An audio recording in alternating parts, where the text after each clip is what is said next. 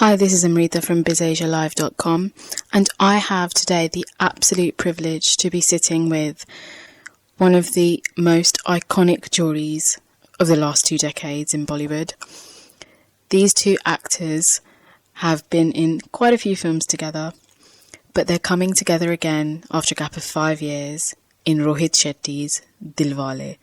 It's none other than Shah Rukh and Kajol. So you've returned together 5 years after My Name is Khan to promote Dilwale in London. How does it feel? It feels great, actually. It feels great that we're promoting a film that we've completed together. It feels great to have worked on a film together after 5 years. And it's been so much fun. It's just been like a roller coaster ride, actually. We've just been working continuously, and on and on and on and on and on. So this actually feels a little bit like a break, actually. So, but it's great fun. And with every film we do, I think we both feel like, okay, that's one more in the piggy bank. Of course. How does it feel for you? So I know this is kind of like a second home for you. You know, it's very nice because I think the whole system of promotion started like say 10, 12 years ago. So maybe we'd missed the boat when we did the one before that. My Name is Khan is the first one where such extensive promotion started. But that was a different kind of film. Yeah. There was a certain amount of seriousness attached to it and the subject.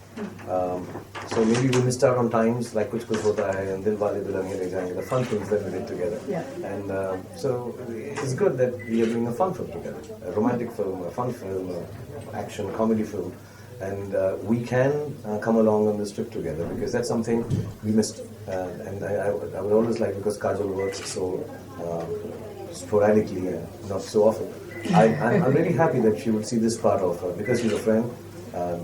She's one of the best actors in the country ever.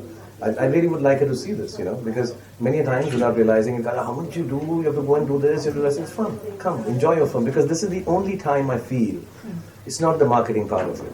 I personally feel the only time the actors and the creators of the film celebrate the film is when we can go and present it to people and feel happy as friends. You know, we finish this, we look for, let's have food there, or let's just sit down and chill, chat in the room, and you don't have to worry about next day shooting. Yeah. You know, it's just me. You don't have to look good. Yeah, and you have to just talk about your work, and you know, and while we're talking to you, find out what are the things we did to create this. You know, we don't know otherwise. Otherwise, it's just daily work. It's unsaid, basically. It's a lot of it is unsaid. It's good to be back. Well, it's good to have you back together. I just wanted to ask, you've done, like we just said, you've done so many films together. Have you felt your relationship changed from what you did in your first film to now? I don't think our relationship has changed, but yes, we have changed as people. I hope we changed. It's been bloody 22 years. We bloody well better have changed. But I think, we have changed as people. But I think our relationship has pretty much been quite the same, actually. There's nothing really that's so drastically different about you and me right now. We got married. I still say what I want to say. Yeah. There's not much changed as people also, actually. It's just that maybe our situations and circumstances have changed. You know, we're married, we have kids, they're grown up sometimes now. Earlier we would talk about XYZ, now kid talk is also included. And I think, and when you have children, I think you become a little gentler. And also, a little, at the same time, you don't care about the world because you care about your kids so much. So I think that aspect has come in. But as far as the relationship is concerned, no, not at all, working or otherwise. Yeah. We've always been the same. We've been in touch on and off. We meet each other. And the best part of our relationship is, however long we meet after, it seems like, but we met and we continue the conversation from there. And we... It never feels like it's been a gap. And it's not like we meet every month or, whatever, or not like texting or whatever. But whenever we meet, it's like we pick up where we left off. And the nicest part of it, really. If I hear about Kajol doing something or I spot a picture of her, I think without saying it, I'm saying it now, but it's not like, it's like I hope things are good with her. And I think she feels the same. She'll see a film poster or something, he's doing well, hey, I saw your picture photograph, really good, have you seen the film? No, I don't have time, I'm not seeing this kind of film. Be honest with each other. And I think that's why we lasted. In a world where friendships remain extremely professional by virtue of no other place to be friends with. You normally meet on sets. Ours has gone beyond that, mainly because there's this honesty of, listen, you're busy, I'm busy, but we love each other, and that's nice. Okay, so the first trailers of Dilwale and songs have come out, and I've forever found myself defending when people are saying, I was waiting for a love story with Shah Rukh and Kajol. this is not lovey-dovey, kuch kuch hota hai or anything like that. But it can't be. No, so there's a new dimension, right? So what would you say Dilwale gives your dimension, your jury? See, if No, we first, had gone first up... I'm clarifying Yeah. that this is not Dilwale Dulhaniya or Kuch Kuch Hota Hai. At the age of 50, I don't think, I mean, if I did that in a film like this, you'd be defending it further. Why is he playing a teeny bopper? No, it's not that. Of course, there's a past in the film, which is 15, 20 years before the present in the film. And in there also, the scenes we've done are 90% like what the old world charm of Shah Rukh, Kajol are. We were very keen for that to be the unique aspect when you come and see it, because we saw it 20 years ago. So we would like when the film unfolds, oh shit, yeah, some pictures have come out, you say, God, they look just the same. Like Gerua, it does give you that feeling. Yeah. So you're like, they look just the same. And obviously we're not doing the same stuff, but young romance will be similar. I'll be honest, even Rohit says, how to tell you to do it any differently, because I'm a fan of how you did it. Yeah. And everybody wants to see you do it, like you just said. Yeah. I'm really surprised when you're making the trailer. I was the one who said, let's not put those scenes at all. Because वो तो सबने देखे नहीं है. Yeah. वो फिर से क्यों दिखाएं, और let that be the surprise now कि फिर से देखो. Having said that, the film is not just about Kajol and Shah Rukh love story.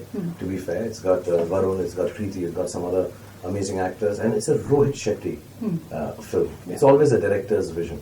So there's action, there's romance, there's comedy, and it was very difficult to take one part of it and say the rest of it doesn't matter, because the vision is the director's. And as a matter of fact, some scenes when Rohit was, I was like, I thought he's feeling bad not putting them in. And I said, Rohit, why didn't you put those scenes? He said, no, sir. The film is about you. I like the romance part, but we've tried to be as fair to the film. It should inform you. The film should inform you. The trailer should inform you. Yeah, I can assure you, you'll not be disappointed with the love story of Shah Rukh Kajol. And the dimension will be there, of course. There's a present there. And all that will be there. So don't defend it. Just tell them, come watch it. Yeah, exactly. That's exactly what I've been doing. I'm doing exactly that. So I asked Varun and Kriti the same thing. I'd probably ask you two the same thing. Why is your character a Dilwala? Why is my character a Dilwala? Because I think she has this intense emotion about her. Everything is emotionally driven. Whatever actions she takes in the film are straight from the heart and straight from there. There is a thought attached to it, but not much. It's more like the feeling is so overwhelming that it takes the action forward from there. So I think it's all heart from her. Yeah, on the face of it, as the course of the film goes, without giving out the story, which is something I don't want to do, as much as she's thwarted, her life has been changed, perhaps even destroyed. Everything that she believed in has gone wrong. But the reason for it, for the person who made it go wrong, somewhere still, her heart tells her this might be the right thing. It could not have been so wrong. While everything in front of her is that it went wrong because of this person. But she still has a little thought, no, why would my heart still not tell me to let go of it? And that's why she's Dilwale. Me, on the other hand, things have gone wrong too. Things have changed drastically for me too. But I think he's seen the life from a point of view where he's more forgiving. He's like, I can forgive everything for the sake of love. And he takes a lot of, he's lonelier. He's taken a lot of sadness upon himself so that he doesn't hurt the people he loves by being able to forgive them. So he's a Dilwala because of that. Okay. Just to get away from Dilwale for just my final question. I was lucky enough to be at the British Film Institute screening of DLJ to mark 20 years. And I was ecstatic to hear whistles and everything, which doesn't normally happen in our cinemas here. I know it happens in India. It doesn't happen here. How does that make you feel? Obviously, the film has been shot here. It's loved all around the world, and you've probably spoken about it millions of times. Honestly, it's like I keep telling him also, I said, we can't take credit for it. We really can't. We're grateful to be a part of it. We are thankful that we are part of a phenomena. It's a phenomena. DDLJ is a phenomena. I don't know whether the same circumstances or the same film can be remade or, even make a place in people's hearts the way the DDLJ has. So I think, on my part, I'm just grateful to be a part of it, honestly. I think the more the art becomes famous, the less the artists can be part of it. The more people own it, the less any person who's made that art can hold any kind of sway or ownership over it. So Dilwale is like that. I mean, it's got nothing to. When we started, it had everything to do with Aditya Chopra, Karan Johar, Mr. Yash Chopra, Shah Rukh, Kajol, Amrish Puri ji, Farida Jalal ji, everyone in the film. Every other person in the film had everything to do with it. But the day it just became a little larger than all of us, it doesn't belong to us. So when the whistles and the claps happen, I always tell people, films have a strange way of taking a life of their own, beyond what is written, beyond what is enacted, beyond what is done technically. It's actually like weird. Like you read a script, and you shoot the scene, and you dub the scene also. You finish watching the scene also, and at the same time, once the film releases, that scene in itself turns into something else. It turns into something that you could never have dreamt of, honestly. I'm not comparing it to a great piece of art, but like Mona Lisa's smile belongs to us. We go and analyze it the way we want. We can like it, we can dislike it, we can love it, we can hate it. It doesn't belong to Vinci anymore. I mean, maybe if he was alive, you'd ask him and say, "Oh, that one became famous." Really? But I made so many better paintings. Why did this one so famous? I don't understand. So you could just. I mean, it is it's dangerous to get attached to an art form like Dilwale, which becomes so much bigger and larger, not only than life than you, that you just quietly say, "Look, very happy to be part of it." If today you sat down and asked us, in that scene, 99% chances are from the director to the last actor, none of us would remember, the audience would. Yeah. When I was doing a film called Fan just now, and there are portions from the film, the director comes, because it's a journey of an actor also. So he came and told me, "So Dilwale mein kya na sir aapne wo? To aap ye karke na ye karte ho." And I was completely blanked out. Like if he told me Al Pacino in Center for Women, I'd remember it. But he was talking about my own scene, and I was like, "Really? Yeah. And then I realized I don't remember, but people like that nuance. I don't even remember how it got. He showed it to me then. He said, "Oh yeah, okay, I want to do like that, yeah," because we're recreating those moments, and it is shocking that we don't even understand, and that's why the success and failure of a film, genuinely, as much as we're responsible for it, does not belong to the artist. It just has a. Well, I've got to say, it's been an absolute honour, a privilege, and just so amazing sitting with two actors who I know many people have grown up watching on the big screen.